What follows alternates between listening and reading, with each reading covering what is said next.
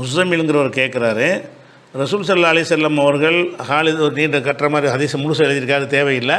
ரசூல் ஸல்லல்லாஹு அலைஹி வஸல்லம் அவர்களும் ஹாலித் இப்னு வலீதும் சேர்ந்து சபையில் இருக்கும் பொழுது உடும்பு கறி கொண்டாந்து வைக்கிறாங்க. ரசூலுல்லாஹ் சாப்பிடல, ஹாலித் இப்னு வலீது சாப்பிட்றாரு. ஹலாலான்னு கேட்கும்போது ஹலால் தான், நான் சாப்பிட மாட்டேன் என்று ரசூலுல்லாஹ் சொன்னாங்க. இதை இந்த ஹதீஸை வச்சவரன் கேட்குறாருன்னா, இதன் அடிப்படையில் முதலை சாப்பிடலாமான்னு கேட்குறாரு. கேள்வி என்ன? இதன் அடிப்படையில் உடும்பு சாப்பிடலாம்னு ஹதீஸில் அனுமதி இருக்குது. புகாரி 5391 ஹதீஸில் அவர் சொல்கிற ஹதீஸு அதில் இருக்க தான் செய்யுது.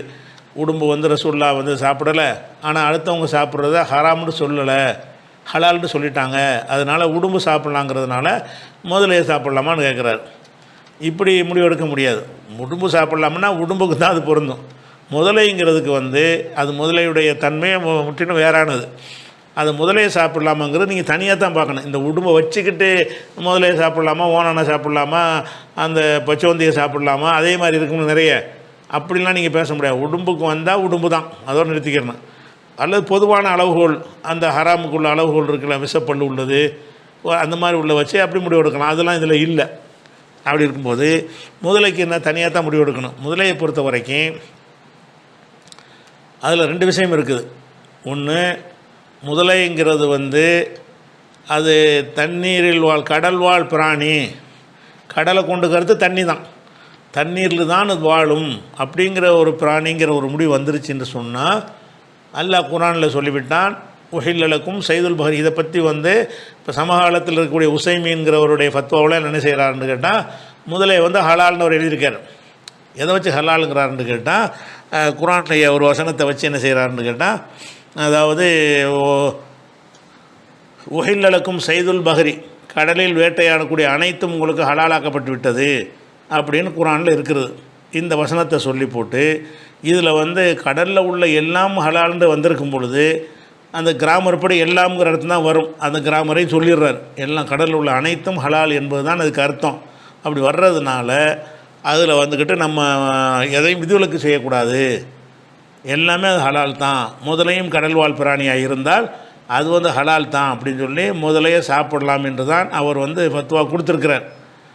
அதே மாதிரி சில அறிஞர் என்ன செய்கிறாங்கன்னு கேட்டால், தவளை, முதலை, பாம்பு இந்த 3க்கும் விதிவிலக்கு, சாப்பிடக்கூடாது. கம்மியான கொஞ்சம் பேர் சொல்கிறாங்க. ஆனால் அதிகமான பேருடைய கருத்து என்னன்னு கேட்டால் முதலையே சாப்பிட்லாங்கிறது தான்.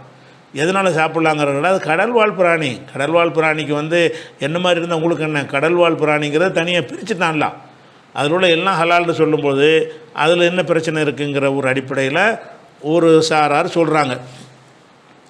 இன்னொரு சார் என்ன செய்கிறாங்கன்னா, வெயிட்டான ஒரு கேள்வி வைக்கிறாங்க. கடல்வாழ் பிராணிக்கு விதிவிலக்கு இருக்கிற நெசந்தான். கடல்வாழ் பிராணின்னு நம்ம எதை எடுத்துக்கொள்வது? கடலில் தான் வாழுமா? கடலை தவிர வேறு இடத்துல வாழ முடியாது. அப்படி இருந்தால் தான் அதை கடல்வாழ் பிராணின்னு சொல்லணும். நீங்கள் மாதக்கணக்கில் தெருவில் போட்டாலும் முயல் நின்றுக்கிட்ட முதல்ல சாவாது. தண்ணியில் தான் வாழணுங்கிற ஒரு கட்டாயம் கிடையாது. தண்ணிலையும் வாழும். தண்ணிலையும் வாழ்வதோட தரையிலையும் வாழும் என்று சொன்னால் அது கடல்வாழ் பிராணிகள் அது வராது. கடல்வாழ் பிராணிகள் தரையில் வந்தால் அது அந்த சுவாசிக்க முடியாமல் நெஞ்சர்னு செத்துறணும். ஆனால் இதுக்கு என்ன இருக்குதுன்னு கேட்டால், அந்த தரையில் வாழக்கூடிய பிராணிகள் மாதிரியே என்ன செய்கிறது, பெரும்பாலும் முதல் இப்படி இருக்கும், வெளியில் வெயிலில் இலைப்பாரி கொண்டிருக்கும், மணிக்கணக்கில் வெயிலில் கிடக்கும் அந்த பாட்டுக்கு. அப்படியெல்லாம் இருக்கிற அந்த முதலை பண்ணையெல்லாம் நீங்கள் பார்க்குறீங்க.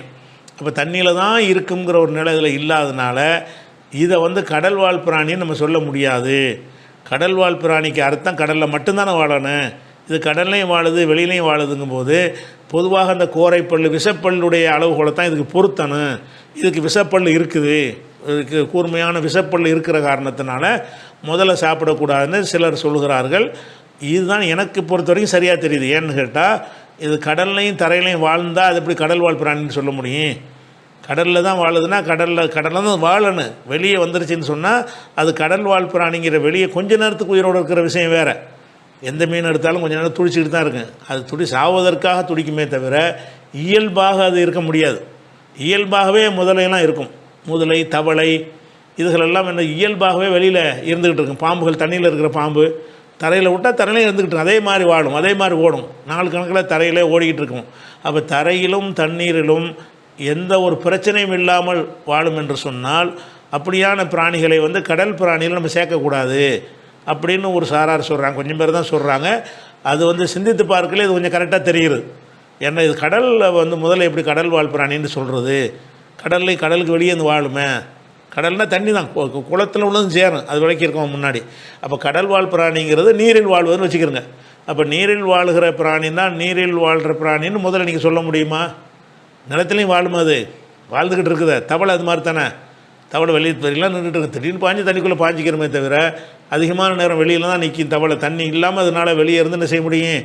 இந்த காற்றை சுவாசித்து கொண்டு வாழ முடியுதுங்கிறத நம்ம கண் முன்னாடி நம்ம பார்க்குறோம். அந்த கோணத்தில் வச்சு பார்த்திங்கன்னா முதலை சாப்பிடக்கூடாது என்ற கருத்து தான் அது சரியானதாக இருக்குது. தவளைக்கு என்னென்னு கேட்டால் முந்தைய சொல்லிட்டு தவளையை கொல்லக்கூட சொல்ல தடுத்துட்டாங்க. எதை கொல்லக்கூடாதுன்னு தடுத்துட்டாங்களோ சாப்பிடக்கூடாது. அது ஒரு விஷயமாச்சு. அதுக்கு அடுத்தது